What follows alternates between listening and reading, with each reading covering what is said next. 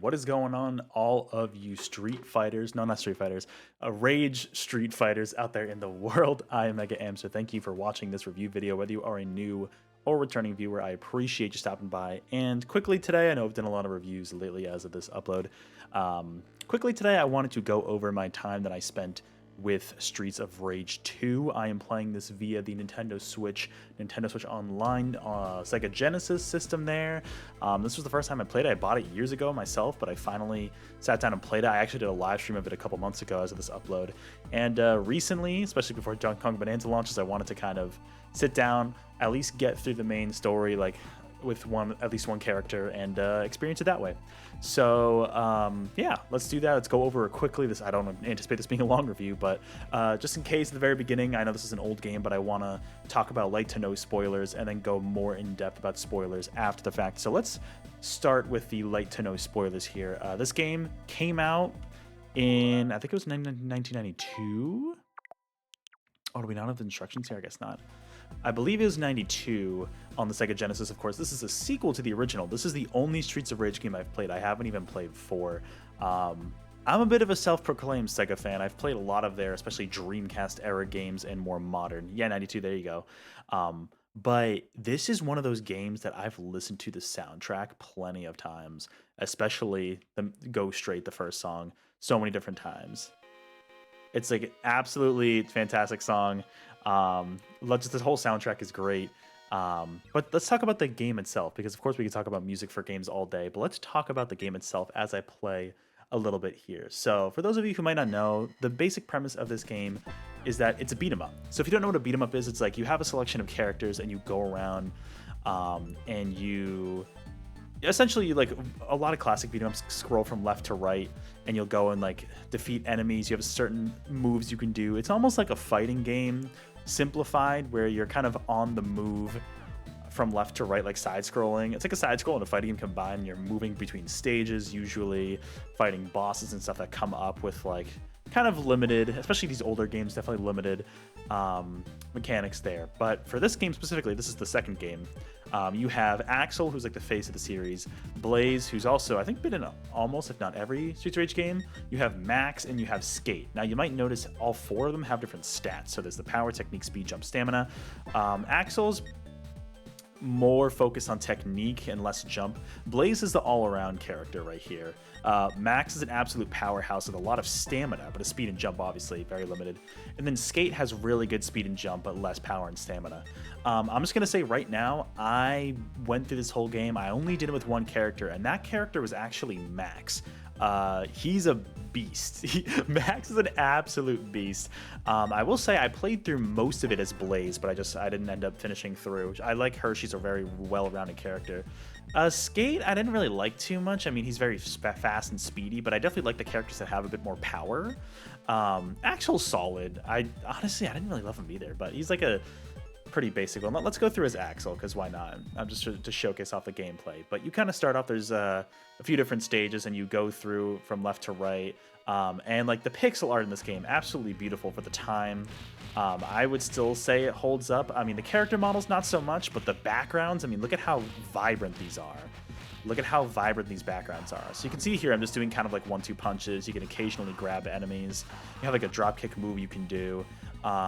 There are special moves you can do in this game, and a lot of beat 'em ups work like this, where they take some of your health. So you see your health meter at the top. I just press that button. That's the Y button on the Switch.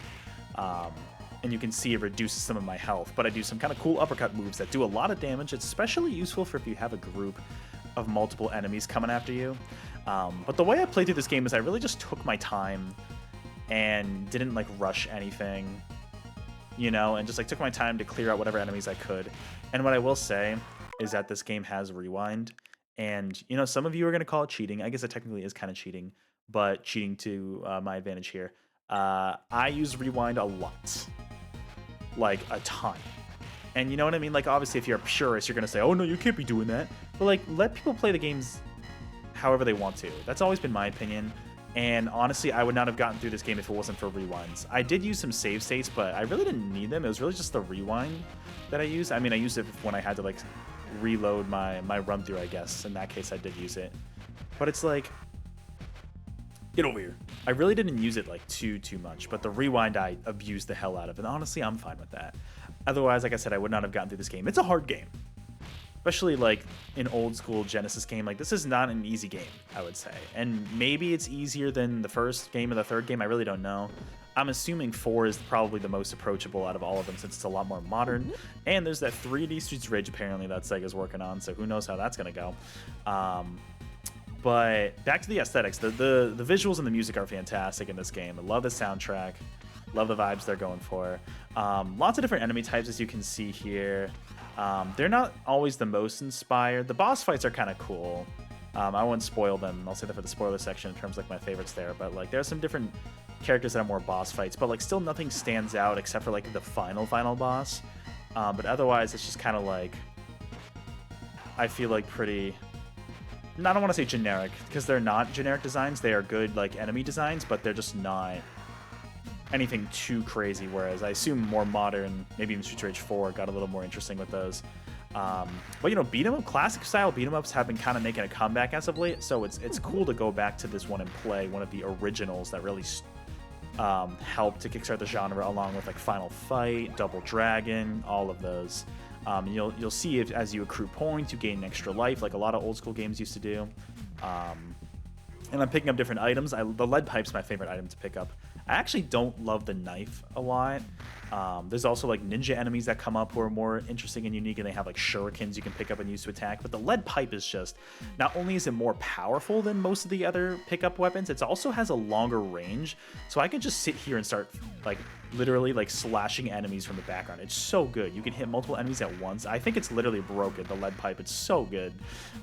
Abused the hell out of that even with Max when I played through this game. But yeah, you kind of see how it works. You got to be careful because the enemies can approach you left from right, so you never really want to stand on the edges of the screen. You want to make sure you're a little bit away and like keep an eye out for enemies. And sometimes it can get a little overwhelming. You know, you can get crowded up on enemies, but like I said, that's when you can use your special move and really have it be a lot easier to get there. All right, we got our first kind of like mini boss, this guy with a knife, and he can be brutal. This guy has multiple health bars here, so you got to watch out.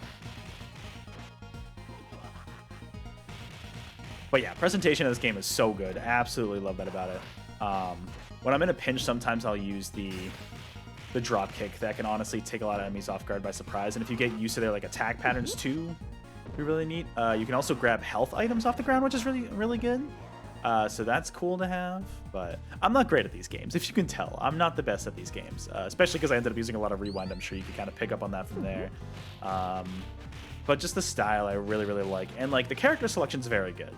You know, it's a wide range of characters, you know, so different players, you know, different play styles. You can choose, do you like the speedy characters? Do you like the powerhouses like I did with Max? Do you like the more well-rounded characters like Blaze and kind of like Axel, you know? What do you prefer? You know, the game has different play styles for that.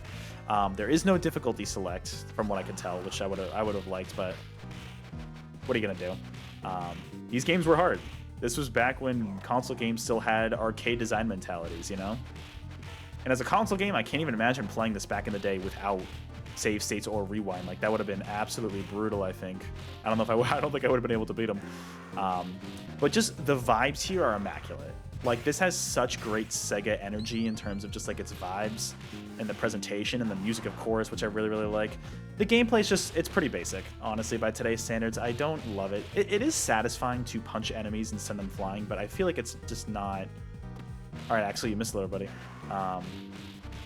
It's just not super invigorating. If you have nostalgia for this style of game, I mean, I think you're really gonna love Streets of Rage 2. If you haven't played it already, even that, I feel like this is one of like the quintessential beat 'em up games, the retro beat 'em up games, I should say. But now you have more modern games like Streets of Rage 4. You've got the TMNT game. They got the Marvel Cosmic Invasion game coming out. Oh, what do they call it? It's .emu. Yeah, .emu doing so much good work with kind of making a lot of like retro-inspired beat-em-up games, which is great to see that genre still survive. Even if I might not appreciate it to its fullest, I still enjoy the vibe. But the aesthetics of this game are super good. Love it. The gameplay can be a little stale and repetitive for me, and without the rewind, it probably would not be playable for me. Oh, we got another mini-boss. Forgot how long this first stage is. But yeah, I mean, I'm trying to think of what else to say. Overall, like, yeah, great presentation. Definitely limiting. You know, if you don't like older games, this is going to be a tough one to jump into. But this is, I mean, this is a classic Sega Genesis game, and I can understand why it stands the test of time as one of the greats, you know? It makes sense. It is such a good game. And definitely aged, though. But and not necessarily visually, but like definitely in terms of just like gameplay, I would say. But it does make me appreciate SEGA even more in some of their other IP. And maybe I'll check out Streets of Rage 4 at some point, and maybe even the 3D one that they're working on. But we'll see what that holds. But that's going to do it. I'm going to leave it off there for the light to no spoiler section of this review. So I'm going to go just a few minutes into spoilers. There's not a ton to talk about here. If you want to avoid any spoilers of any sort, like the final boss and stuff like that, definitely feel free to click away here. I'll give you a few seconds to do so. All right. Yeah, so there's really... I'm trying to think of what else I could do. Who else was I playing as? Yeah, so I think I had one save slot per character. So here's Axel, like the amusement park level. This was a fun one. Oh, I forgot to mention in the Let You Know spoiler section, the level variety is really good in this game. Like, even more so than the character variety, like enemy variety, I would say. The level theming is really great. Like the amusement park, the factory, just like the streets. It's not just the streets, like at the beginning. Like, you go through a lot of cool environments. Kind of like the construction zones. You're on a boat at some point, like a pirate ship. Actually, might be this level you go there. Really, really cool stuff there. So honestly, I really liked some of the theming here. But who else we got? I think this one was my Blaze save. Yeah, I did really like Blaze a lot. She was my second favorite for sure. And I was originally going to play through the game as her, but then I just kind of... I don't know, I ended up choosing Max, and I ended up using the rewinds efficiently. I definitely spammed them, but eventually got there. I'm trying to think of my least favorite bosses. Oh, whatever the bald dude, the one who reminded me of the guy in Punch-Out. Not Raging Bull in Punch-Out, but the character that looks like him in this game. I forget what his name was. He was brutal. He was really, really hard. I really struck with that guy a lot. These guys were kind of annoying, the big baseball guys, but not like too bad. Once you figure out their pattern, it can be pretty simple to figure out attack patterns in this game, but not too bad. But I'm trying to think. Oh, the jetpack guy. I hated the jetpack guy.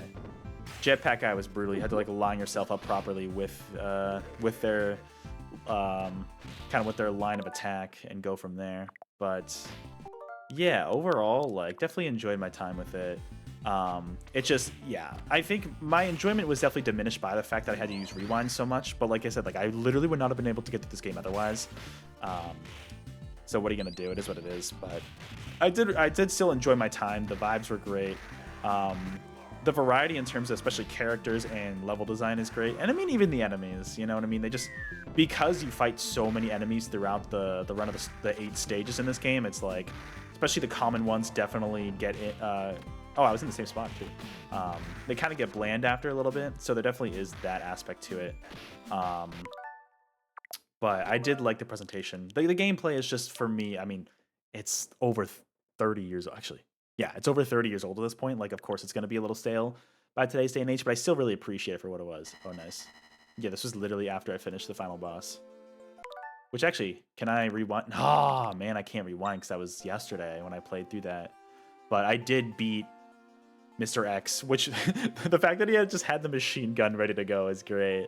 I'm ready to attack here at the end was great, but I did beat it as Max. But like I said, Blaze was my second favorite character to play as in the game for sure. And I'm imagining they have different endings. I don't even know who that is. And maybe, like, is that guy kidnapped? Is he a character in the first Streets of Rage, maybe? I don't know. There's a story behind it. I really don't know the story of this game, I'll be honest.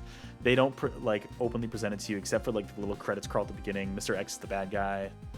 But, yeah, I'm pretty sure that's the Streets of Rage 1 guy, right? Wasn't he in the first game? Oh, is he Skate's dad, maybe? I don't know. Anyways, or older brother or something? I have no idea. But, yeah. There's really not much else to talk with spoilers. Like, yeah, I liked the level variety, the character variety, the different options there. Yeah, and like just the gameplay, a little outdated. So, you know, but I mean, it's kind of style it is. You know what I mean? It's a Genesis game. It's going to be a little outdated by today's standards. And you know, Streets of Rage 4 is out, and I hear that's great. Now I'm even more motivated to potentially check that out at some point and check out more of Sega's games. But Yeah, I mean, overall, I'm going to consider that the end of the spoiler section. Overall, I enjoyed my time with this game. I really just, the vibes were great. I was really into that. There's something about the Genesis aesthetic I really do appreciate, even when this game is over 30 years old. And I still really enjoyed playing this game and checking it out. Definitely, though, it's hard for me to recommend in today's day and age, unless you're already like a retro gamer, if you like this retro style of beat 'em up games. You know, maybe if you've played like TMNT Shredder's Revenge or Streets of Rage 4 and you're curious about the older games, but like there's a lot less modern design sensibilities, I'm sure, in this game. But this is one of the all-time classics, and I can totally understand why. I really love the presentation. Gameplay was decent. Had to use Rewind to really get through it, but like, you know, it's a little stale by today's comparison. But overall, did enjoy my time here with the game. Who knows? I'm looking forward maybe in the future to checking out more of the Streets of Rage games, and of course other Sega IP as I go on. As a self-proclaimed Sega fan, I want to check more of them out. But with that, that's going to do it for this quick little review of Streets of Rage 2 via the Nintendo Switch Online Genesis app. So let me know in the comments below if you've played this one before. Did you play it back on the original Genesis or any of the collections that were re-released or NSO?